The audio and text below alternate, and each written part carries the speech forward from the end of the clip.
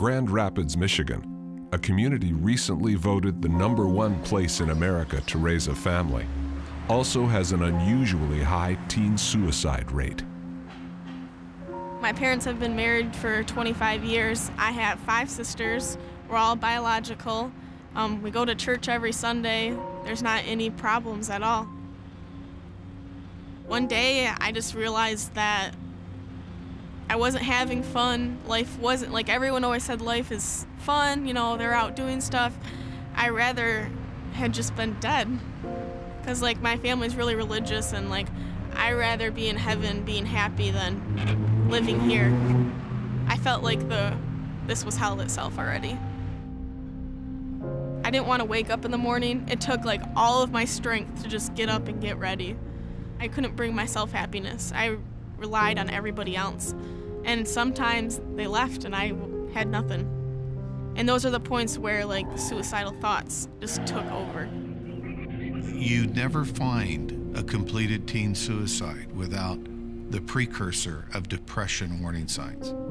Symptoms of depression are isolation, withdrawal, a lack of communication, a change in eating patterns, sleeping patterns, the kid that becomes preoccupied with death.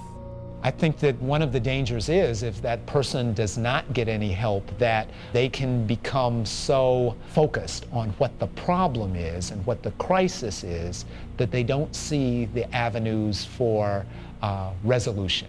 I had medication and I went off it because I felt like I didn't need it, nothing helped. The counselors never helped, and so I realized that there was no hope. So my parents were all gone. I think they were camping. Finally, all my sisters were gone, and I did research. I mean, I spent hours on the computer researching because I'm scared of pain, and I didn't want to do it.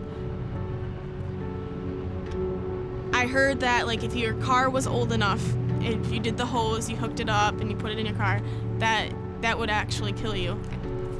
And my car was an old car, so I hooked up the hose. I used a whole roll of duct tape, put it in, started the car, and sat there for about a minute.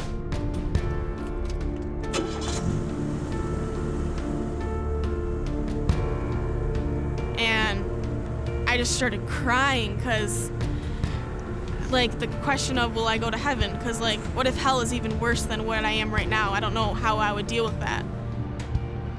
So I called my mentor, Christy Buck, and she came to my house, and we just sat there and talked. All right, how are you doing today? I'm doing good.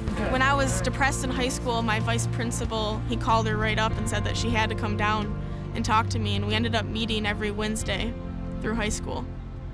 And she was like, became my best friend, and she's the only reason I'm here.